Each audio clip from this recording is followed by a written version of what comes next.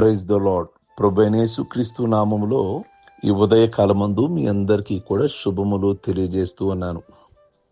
ఈ ఉదయకాలమందు ఐశ్వర్యము పాపమా, ధనము ఉండుట పాపమా అని బైబిల్లోంచి గనక మనం ధ్యానిస్తే, 1 తిమోతి పత్రిక 6వ అధ్యాయము 17వ వచనము, ఇహమందు ధనవంతులైన వారు గర్విష్ఠులు కాక, అస్థిరమైన ధనమునందు నమ్మిక ఉంచక, సుఖముగా అనుభవించుటకు సమస్తమును మనకు ధారాళముగా దయచేయు దేవుని యందే నమ్మిక ఉంచుడని ఆజ్ఞాపించుము అనే మాటలు మనం అక్కడ గమనిస్తాము. ఈ వాక్యాన్ని మనం గమనించిన ఎడల మన దేవుడు మనకు సమస్తమును ధారాళముగా దయచేయువాడని వ్రాయబడి ఉన్నది. మరియు మనము సుఖముగా అనుభవించుటకే సమస్తమును ధారాళముగా ఇచ్చుననియు గమనిస్తాము. ఐశ్వర్యము పాపము అని కొందరు అంటూ ఉంటారు. ఐశ్వర్యము పాపమే అయితే, అంటే డబ్బు ఉండడం పాపమే అయితే, మనలను ఐశ్వర్యవంతులను చేయడానికి ఆయన దరిద్రుడిగా ఎందుకు మారాలి? మీరు మన ప్రభువైన యేసుక్రీస్తు కృపను ఎరుగుదురు కదా.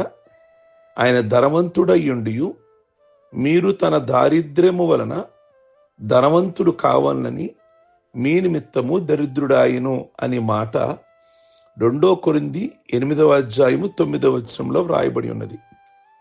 దేవుడు అబ్రహామును బహుగా ఆశీర్వదించెను గనుక అతడు గొప్పవాడాయను.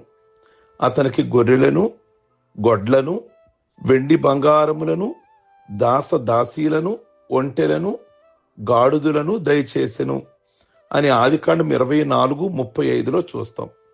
ఇస్సాకు గురించి కూడా ఒక మాట ఉంది. ఆదికాండము 26వ అధ్యాయము 12వ వచనము, ఇస్సాకు ఆ దేశమందున్న వాడై విత్తనము వేసి ఆ సంవత్సరము 100 ఫలము పొందెను.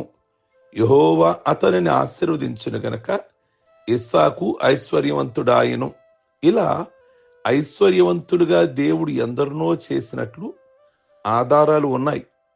ఐశ్వర్యము మంచిది కాకపోతే, దరిద్రతే మంచిదైతే, దేవుడు అనేకులను ఐశ్వర్యవంతుడిగా ఎందుకు చేస్తాడు? ఈ రోజుల్లో అనేక మంది ఐశ్వర్యాన్ని గూర్చి తప్పుడు అభిప్రాయాన్ని కలిగి ఉంటున్నారు.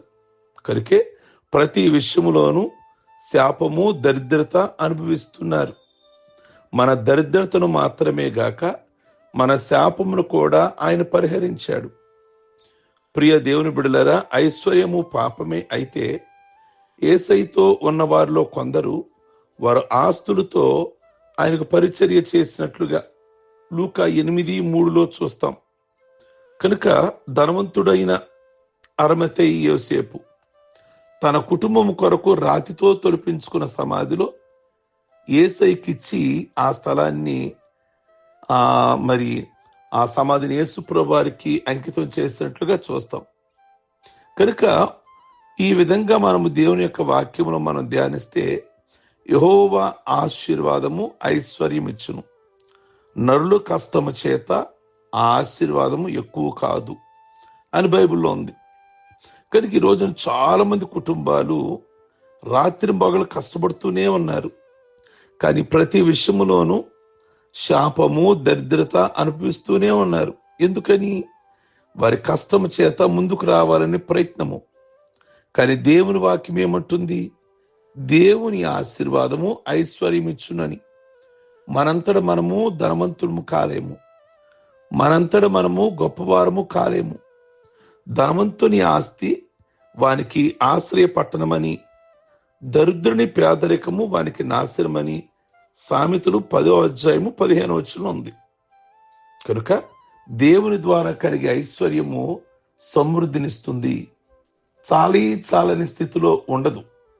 దావీదు కూడా వ్రాస్తాడు 23వ కీర్తనలో, నా శత్రువుల ఎదుట నా గిన్నె నిండి పొర్లుచున్నది, నా బ్రతుకు దినములన్నీ కృపా క్షేమములు నా వెంట వచ్చును.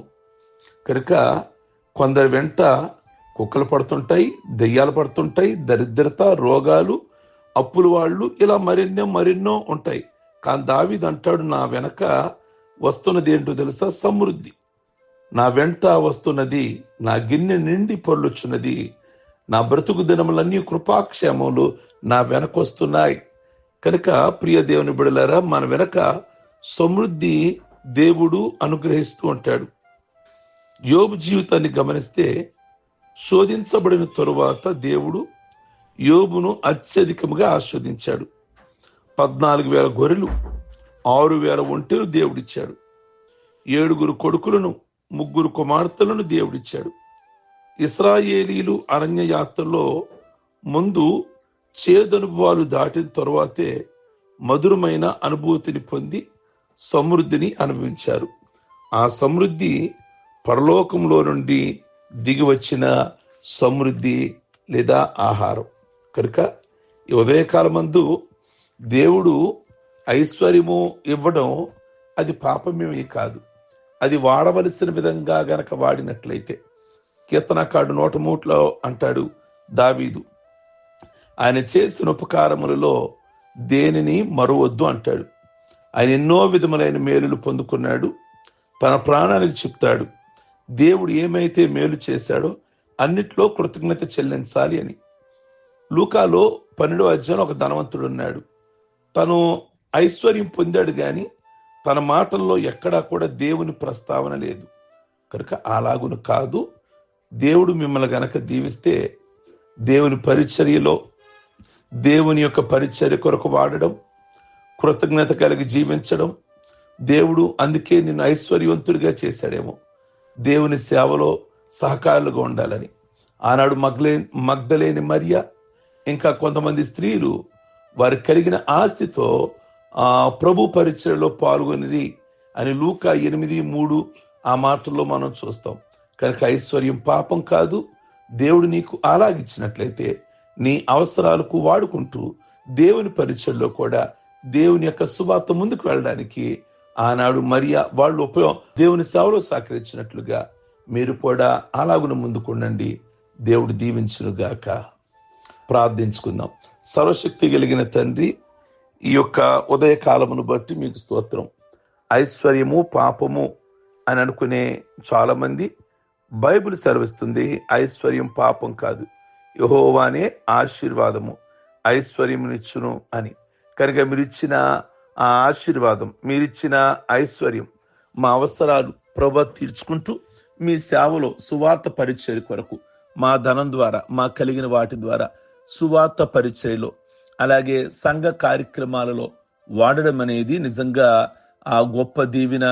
అందునిమిత్తమే దావీదు జీవితంలో మీరు ఎన్నో కలగజేస్తే అది మీ సేవ పరిచర్య కొరకు వాడినట్లుగా దేవుని యొక్క వాక్యం సెలవిస్తుంది. అలాగునే మీ బిడ్డల్ని ఈ ఉదయకాలమందు ఐశ్వర్యవంతులుగా చేసి మీ పనిలో సహకారులుగా ఉంచుకోమని ప్రార్థిస్తూ ఉన్నాము. అలాగే ఈ దినమందు పెళ్లి రోజులు, అలాగే పుట్టినరోజులు, అలాగే రక్షణ పొందిన రోజులు ప్రభువా జ్ఞాపకం చేసుకుంటున్న బిడ్డలందరికీ మంచి ఆయుష్, ఆరోగ్యము, ఆశీర్వాదము దయచేయమని ప్రార్థిస్తున్నాం. ప్రభువా మీ కొందనాలు. ఏ కుటుంబాలలో దుఃఖము, వేదన ఉన్నదో ప్రతి దుఃఖము నుండి, ప్రతి వేదన నుండి మీరు విడిపించి ఆ కుటుంబాలను బలపరిచి ముందుకు నడిపించండి.